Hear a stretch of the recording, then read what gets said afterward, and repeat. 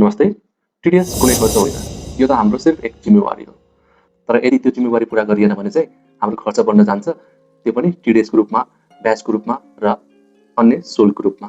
त्यसैले चाहिँ यो जिम्मेवारीलाई चाहिँ टाइमली हामीले चाहिँ निर्वाह गर्नुपर्ने हुन्छ र फिजुलको खर्च हुनबाट जोगिनुपर्छ। पक्कै पनि हजुरहरूले भाडा, ब्याज या सेवा शुल्कहरू चाहिँ तिरिरहनुहुन्छ होला आफ्नो व्यवसायमा। यदि ब्याङ्कले प्राकृतिक व्यक्तिलाई ब्याज तिर्छ भने त्यसमा 6% दरले टिडिएस होल्ड गर्छ। तर त्यो प्राकृतिक व्यक्ति र त्यो ब्याङ्क यदि हजुरहरूको ग्रामीण क्षेत्रहरूमा छ भने त्यहाँ चाहिँ हजुरहरूको 25,000 रुपियाँसम्म चाहिँ टिडिएस लाग्दैन।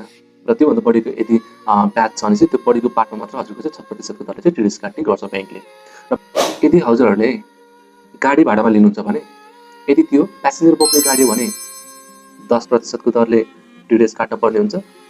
यदि त्यो सामान बोक्ने गाडी हो भने 2.5% दरले टिडिएस काट्न पर्ने हुन्छ।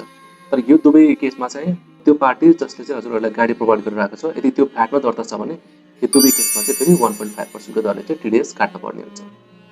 यदि हाउस रेन्ट कुनै पनि नेचुरल पर्सनलाई पे गरिन्छ भने त्यहाँ चाहिँ टिडिएस काटिन्न। यसको एउटा एक्सेप्सन के छ भने हजुरहरूको त्यो व्यक्तिले चाहिँ बिजनेस गर्नु भएन। यदि त्यो business as a sole provider register छ, यदि प्राइभेट फर्म रजिस्टर छ भने त्यहाँ फेरि टिडिएस काट्न पर्ने हुन्छ 10% दरले, अल्दो त्यो नेचुरल पर्सन भए पनि है। अनि कुनै पनि अरू सर्भिसहरू छ जुन चाहिँ सर्भिस प्रोभाइडरले प्रोभाइड गर्छ भने त्यस्तो केसमा चाहिँ हजुरहरूको भ्याटमा दर्ता छ त्यो मान्छे भने 1.5% दरले टिडिएस काट्ने, यदि भ्याटमा दर्ता छैन भने 15% दरले चाहिँ टिडिएस काट्ने। यसमा चाहिँ कुनै पनि कन्फ्युजन हुनु भएन है त अदरवाइज सर्भिसहरूमा। तर यदि ट्रान्सपोर्टेसनको सर्भिस छ भनेपछि त्यो केसमा चाहिँ हजुरहरूको चाहिँ भ्याटमा दर्ता छ 1.5%, यदि भ्याटमा दर्ता छैन, यदि भ्याटमा दर्ता छैन भने त्यो पार्टी 2.5% दरले चाहिँ टिडिएस काट्न पर्ने हुन्छ। मिटिङ अलाउन्स जहाँ चाहिँ मान्छे प्रायः कन्फ्युजन भइरहेको हुन्छ यसमा चाहिँ डाइरेक्ट 15% दरले चाहिँ टिडिएस काट्न पर्ने हुन्छ।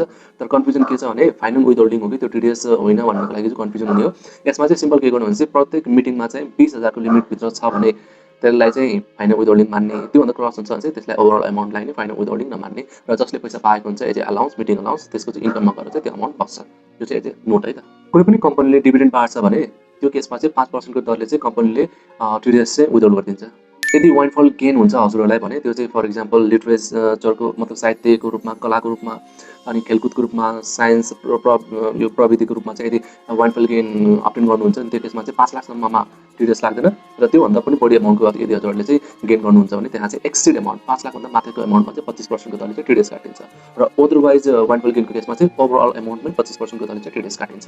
यदि हजुरहरूको कन्ट्र्याक्चुअल बेसिसमा कसैलाई 50,000 भन्दा माथिको पेमेन्ट गर्नुहुन्छ र यो पेमेन्ट चाहिँ हजुरहरूको चाहिँ आजको दिन र अघिल्लो 10 दिनको टोटल मिलाएर यदि 50,000 प्लस जान्छ भने यस्तो केसमा चाहिँ 1.5% को दरले चाहिँ टिडिएस काट्न पर्ने हुन्छ, त्यो पनि ग्रस एमाउन्टमा।